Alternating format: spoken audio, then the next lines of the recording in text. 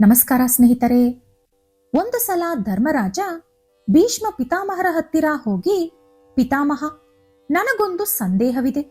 ರಾಜ್ಯದಲ್ಲಿ ಯಾರಿಗಾದರೂ ಉನ್ನತ ಪದವಿ ಕೊಡಬೇಕು ಅಂದಾಗ ಆ ಪದವಿಗೆ ಸೂಕ್ತ ವ್ಯಕ್ತಿ ಸಿಗದಿದ್ದಾಗ ಒಬ್ಬ ಮಹಾರಾಜ ಏನು ಮಾಡಬೇಕು? ಆ ಪದವಿಗೆ ಸೂಕ್ತ ವ್ಯಕ್ತಿ ಅನಿಸದಿದ್ದರೂ ಅವನಿಗೆ ಪದವಿ ಕೊಡಬೇಕಾ, ಅಥವಾ ಸೂಕ್ತ ವ್ಯಕ್ತಿ ಸಿಗುವವರೆಗೂ ಆ ಪದವಿಯನ್ನು ಖಾಲಿಯಾಗಿ ಬಿಡಬೇಕಾ? ತಿಳಿಸಿಕೊಡಿ ಎಂದು ಕೇಳಿದ. ಆಗ ಭೀಷ್ಮ, ಧರ್ಮರಾಜ, ನಿನ್ನ ಪ್ರಶ್ನೆಗೆ ಉತ್ತರವನ್ನು ಒಂದು ಚಿಕ್ಕ ಕಥೆಯ ಮೂಲಕ ತಿಳಿಸಿಕೊಡುತ್ತೇನೆ, ಕೇಳು. ಪೂರ್ವದಲ್ಲಿ ಒಂದು ಕಾಡಿನಲ್ಲಿ ಒಬ್ಬ ಸಾಧು ಆಶ್ರಮ ನಿರ್ಮಿಸಿಕೊಂಡು ವಾಸವಿದ್ದರು. ಅವರ ಆಶ್ರಮದ ಸುತ್ತಲೂ ಎಷ್ಟೋ ಸಾಧು ಪ್ರಾಣಿಗಳು ಹಾಗೂ ಕ್ರೂರ ಮೃಗಗಳು ವಾಸವಿದ್ದವು. ಅವರ ಆಶ್ರಮದಲ್ಲಿ ಹಸುಗಳು, ನಾಯಿಗಳು, ಬಗೆ ಬಗೆಯಾದ ಪಕ್ಷಿಗಳು ತಿರುಗಾಡುತ್ತಿದ್ದವು. ಒಂದು ದಿನ ಆ ಸಾಧು ಒಂದು ಮರದ ಕೆಳಗೆ ಕುಳಿತುಕೊಂಡು ತಪಸ್ಸು ಮಾಡುತ್ತಿದ್ದರು. ಆ ಸಮಯದಲ್ಲಿ ಅವರ ಆಶ್ರಮದಲ್ಲಿ ವಾಸವಿದ್ದ ಒಂದು ನಾಯಿ ಕಾಡಿನಲ್ಲಿ ತಿರುಗಾಡಲು ಹೋಯಿತು. ಅದನ್ನು ನೋಡಿದ ಒಂದು ಹುಲಿ ಅದನ್ನು ಅಟ್ಟಾಡಿಸಿತು. ಆಗ ಆ ನಾಯಿ ತುಂಬಾ ಹೆದರಿ ಅಲ್ಲಿಂದ ಓಡಿ ಸಾಧು ಹತ್ತಿರ ಬಂದು ಕುಳಿತುಕೊಂಡಿತು. ನಡುಗುತ್ತಾ ಕಾಲಿನ ಹತ್ತಿರ ಕುಳಿತಿದ್ದ ನಾಯಿಯನ್ನು ನೋಡಿದ ಸಾಧು, ಏಕಿಷ್ಟೊಂದು ಹೆದರುತ್ತಿರುವೆ ಎಂದು ಕೇಳಿದರು. ಆಗ ಆ ನಾಯಿ, ಸ್ವಾಮಿ, ನನ್ನನ್ನು ಈ ಕಾಡಿನಲ್ಲಿರುವ ಒಂದು ಹುಲಿ ಹೆದರಿಸಿತು ಎಂದು ಹೇಳಿತು. ಆಗ ಆ ಸಾಧು, ಸರಿ, ಹಾಗಾದರೆ ನಾನು ನಿನ್ನನ್ನು ಹುಲಿಯಂತೆ ಬದಲಾಯಿಸುತ್ತೇನೆ ಎಂದು ಹೇಳಿ ಕಮಂಡಲದಲ್ಲಿದ್ದ ಸ್ವಲ್ಪ ನೀರನ್ನು ತೆಗೆದುಕೊಂಡು ಒಂದು ಮಂತ್ರ ಓದಿ ಆ ನಾಯಿಯ ಮೇಲೆ ಚೆಲ್ಲಿದರು. ನಾಯಿ ಆ ಕೂಡಲೇ ಹುಲಿಯಂತೆ ಬದಲಾಯಿತು. ಹುಲಿಯಂತೆ ಬದಲಾದ ನಾಯಿ ಮತ್ತೆ ಕಾಡಿನೊಳಗೆ ಹೋಯಿತು. ಯಾವ ಹುಲಿ ಇದು ನಾಯಿಯಾಗಿದ್ದಾಗ ಇದನ್ನು ಅಟ್ಟಾಡಿಸಿತ್ತೋ ಅದೇ ಹುಲಿ ಈಗ ಹುಲಿಯಂತೆ ಬದಲಾದ ನಾಯಿಯನ್ನು ನೋಡಿ ಹೆದರಿ ಅಲ್ಲಿಂದ ಓಡಿಹೋಯಿತು. ಕೆಲ ದಿನಗಳು ಹೀಗೆ ಕಳೆಯಿತು. ಒಂದು ದಿನ ಹುಲಿಯಂತೆ ಬದಲಾದ ನಾಯಿಯನ್ನು ಒಂದು ಆನೆ ಅಟ್ಟಾಡಿಸಿತು. ಅದನ್ನು ನೋಡಿ ಹೆದರಿದ ಹುಲಿ ಮತ್ತೆ ಸಾಧು ಹತ್ತಿರ ಓಡಿ ಬಂತು. ಈ ಸಲ ಏನಾಯ್ತು ಎಂದು ಕೇಳಿದರು ಸಾಧು. ಸ್ವಾಮಿ, ನನ್ನನ್ನು ಒಂದು ಆನೆ ಅಟ್ಟಾಡಿಸಿತು. ನನಗೆ ತುಂಬಾ ಭಯವಾಗುತ್ತಿದೆ ಅಂದಿತು ನಾಯಿ. ಹೌದಾ, ಹಾಗಾದರೆ ನಿನ್ನನ್ನು ಆನೆಯಂತೆ ಬದಲಾಯಿಸುತ್ತೇನೆ ಎಂದು ಹೇಳಿ ಮತ್ತೆ ಕಮಂಡಲದಲ್ಲಿರುವ ಸ್ವಲ್ಪ ನೀರನ್ನು ತೆಗೆದುಕೊಂಡು ಮಂತ್ರ ಓದಿ ಹುಲಿಯ ಮೇಲೆ ಹಾಕಿದರು ಸಾಧು. ಕೂಡಲೇ ಹುಲಿ ರೂಪದಲ್ಲಿದ್ದ ನಾಯಿ ಆನೆಯಂತೆ ಬದಲಾಯಿತು. ಎಲ್ಲ ಆನೆಗಳಿಗಿಂತ ಸ್ವಲ್ಪ ದೊಡ್ಡದಾಗಿತ್ತು. ಇದು ಒಂದು ಸಲ ಕೂಗಿದರೆ ಇಡೀ ಕಾಡೆ ನಡುಗುತ್ತಿತ್ತು. ಇದಕ್ಕೂ ಮುಂಚೆ ಯಾವ ಆನೆ ಇದನ್ನು ಅಟ್ಟಾಡಿಸಿತ್ತೋ ಈಗ ಇದು ಕೂಗಿದ ತಕ್ಷಣ ಆ ಕೂಗಿಗೆ ಹೆದರಿ ಆ ಆನೆ ಓಡಿಹೋಯಿತು.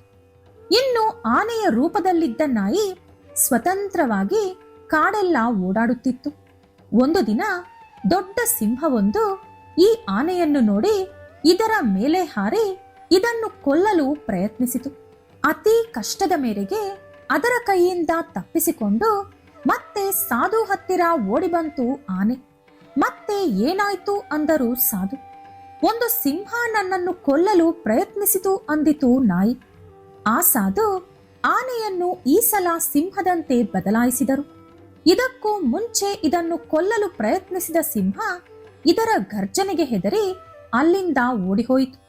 ಒಂದು ಸಲ 4-5 ಸಿಂಹಗಳು ಒಂದಾಗಿ ಇದರ ಮೇಲೆ ಗಲಾಟೆಗೆ ಬಂದವು. ಅಲ್ಲಿಂದ ತಪ್ಪಿಸಿಕೊಂಡು ಮತ್ತೆ ಸಾಧು ಹತ್ತಿರ ಬಂತು ಸಿಂಹ. ವಿಷಯ ತಿಳಿದುಕೊಂಡ ಸಾಧು, ಸರಿ, ಈ ಸಲ ಈ ಕಾಡಿನಲ್ಲಿ ಯಾರೇ ನಿನ್ನನ್ನು ನೋಡಿದರೂ ಹೆದರುವ ರೂಪ ನಿನಗೆ ಕೊಡುತ್ತೇನೆ.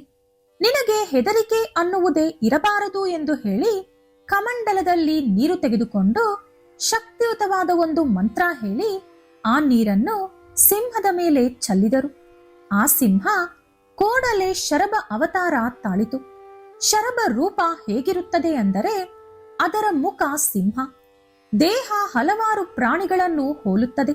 2 ರೆಕ್ಕೆಗಳಿರುತ್ತದೆ, ದೊಡ್ಡ ದೊಡ್ಡ ಹಲ್ಲುಗಳು, ಉಗುರುಗಳು, ಹೀಗೆ ವಿಚಿತ್ರವಾಗಿ ಭಯಾನಕವಾಗಿ ಇರುತ್ತದೆ. ಆ ರೂಪಕ್ಕೆ ಬದಲಾಯಿತು ಸಿಂಹದ ರೂಪದಲ್ಲಿದ್ದಂತ ನಾಯಿ. ಆ ವಿಚಿತ್ರವಾದ ರೂಪವನ್ನು ನೋಡಿ ಕಾಡಿನಲ್ಲಿರುವ ಎಲ್ಲಾ ಸಿಂಹಗಳು, ಇತರೆ ಪ್ರಾಣಿಗಳು ಕೂಡ ಹೆದರಿ ಓಡಿದವು. ಇನ್ನು ಇದಕ್ಕೆ ಕಾಡಿನಲ್ಲಿ ಹೆದರಿಕೆ ಅನ್ನೋದೇ ಇಲ್ಲ. ಒಂದು ದಿನ ಅದಕ್ಕೊಂದು ಅನುಮಾನ ಬಂತು. ಈಗ ನನ್ನನ್ನು ನೋಡಿ ಇಡೀ ಕಾಡೆ ಹೆದರುತ್ತಿದೆ. ಒಂದು ವೇಳೆ ನನ್ನನ್ನು ನೋಡಿ ಹೆದರಿದಂತ ಯಾವುದಾದರೂ ಪ್ರಾಣಿ ಸಾಧು ಹತ್ತಿರ ಹೋಗಿ ಕಷ್ಟ ಹೇಳಿಕೊಂಡರೆ, ಅವರು ಅದರ ಮೇಲೆ ಕರುಣೆ ತೋರಿಸಿ ಅದನ್ನು ಕೂಡ ಶರಭ ರೂಪದಲ್ಲಿ ಬದಲಾಯಿಸಿದರೆ ನನ್ನ ಗತಿ ಏನು? ಆಗ ನನ್ನನ್ನು ನೋಡಿ ಯಾರು ತಾನೇ ಹೆದರುತ್ತಾರೆ? ಒಂದು ವೇಳೆ ಸಾಧುಗೆ ಕರುಣೆ ಜಾಸ್ತಿಯಾಗಿ ನನಗಿಂತಲೂ ಭಯಾನಕ ಮೃಗದಂತೆ ಬದಲಾಯಿಸಿದರೆ, ಆಗ ಅದರ ಕೈಯಲ್ಲಿ ನಾನು ಸತ್ತು ಹೋಗುತ್ತೀನಿ. ಒಂದು ವೇಳೆ ಆ ಸಾಧುವನ್ನು ನಾನು ಕೊಂದು ಬಿಟ್ಟರೆ, ಅದೇ ನಾನು ಆ ಸಾಧುವನ್ನು ಕೊಂದು ಬಿಟ್ಟರೆ ಯಾವ ಸಮಸ್ಯೆಯೂ ಬರುವುದಿಲ್ಲ. ನಾನು ಈಗಿರುವ ರೂಪದಲ್ಲೇ ಮುಂದುವರೆಯಬಹುದು. ಈ ರೂಪದಲ್ಲಿ ಇನ್ಯಾವ ಪ್ರಾಣಿಯೂ ಇರುವುದಿಲ್ಲ ಅಂದುಕೊಂಡಿತು. ಆದರೆ ಶಕ್ತಿಯುತವಾದ ಆ ಸಾಧುವಿಗೆ ಇದರ ಮನಸ್ಸಿನೊಳಗಿರುವಂತ ದುರ್ಬುದ್ಧಿ ತಿಳಿಯಿತು. ಅದು ನನ್ನ ಹತ್ತಿರ ಬರಲಿ, ನಾನದಕ್ಕೆ ಬುದ್ಧಿ ಕಲಿಸುತ್ತೇನೆ ಎಂದು ಸಾಧು ಕಾಯುತ್ತಿದ್ದರು. ಸಾಧುವನ್ನು ಕೊಲ್ಲಲು ಶರಭ ಮೃಗದಂತೆ ಬದಲಾದ ನಾಯಿ ಅಲ್ಲಿಗೆ ಬಂತು. ಕೂಡಲೇ ಸಾಧು ಮಂತ್ರಿಸಿದ ಜಲವನ್ನು ಅದರ ಮೇಲೆ ಚೆಲ್ಲಿದರು. ತಕ್ಷಣವೇ ಆ ಶರಭ ಮೃಗ ಮತ್ತೆ ನಾಯಿಯಂತೆ ಬದಲಾಯಿತು. ಇನ್ನು ಅದರ ರೂಪ ನೋಡಿಕೊಂಡ ನಾಯಿ ಗೋಳಾಟ ಶುರು ಮಾಡಿತು. ಕಾಲಿನ ಮೇಲೆ ಬಿದ್ದು ಕ್ಷಮೆ ಕೇಳಿತು. ಆದರೆ ಈ ಸಲ ಅದರ ಮೇಲೆ ಕರುಣೆ ತೋರಿಸದೆ ಸಾಧು ಅದನ್ನು ಆಶ್ರಮದಿಂದ ಹೊರಗಟ್ಟಿದರು. ಹಾಗಾಗಿ ಧರ್ಮರಾಜ ಅದು ಹುಲಿಯಂತೆ ಬದಲಾದರು, ಆನೆಯಂತೆ ಬದಲಾದರು, ಸಿಂಹದಂತೆ ಬದಲಾದರು, ಕೊನೆಗೆ ಶರಭ ಮೃಗದಂತೆ ಬದಲಾದರೂ ಕೂಡ ಅದರ ದುರ್ಬುದ್ಧಿ ಮಾತ್ರ ಬದಲಾಗಲಿಲ್ಲ. ಹಾಗಾಗಿ ಮೊದಲು ಕೆಟ್ಟವರು ಯಾರು, ಒಳ್ಳೆಯವರು ಯಾರು ಎಂದು ಕಂಡುಹಿಡಿಯಬೇಕು. ಉನ್ನತ ಪದವಿ ಒಬ್ಬರಿಗೆ ಕೊಡಬೇಕು ಅಂದಾಗ ಸರಿಯಾದ ವ್ಯಕ್ತಿಯನ್ನು ಆರಿಸದೆ ಯಾರೋ ಒಬ್ಬರನ್ನು ಆ ಪದವಿಗೆ ಕೂರಿಸಬೇಕು ಅನ್ನೋ ಕಾತುರದಿಂದ ಸರಿಯಾಗಿ ವಿಚಾರಿಸದೆ ದುಷ್ಟನಿಗೆ ಆ ಪದವಿ ಕೊಟ್ಟರೆ, ಕೊನೆಗೆ ಅವನ ದುರ್ಬುದ್ಧಿ ನಿನ್ನ ಮೇಲೆಯೇ ಪ್ರಯೋಗಿಸುತ್ತಾನೆ. ಉನ್ನತ ಪದವಿ ಅಥವಾ ಯಾವುದೇ ಪದವಿಗೂ ಕೂಡ ದುಷ್ಟರು ಯೋಗ್ಯರಲ್ಲ.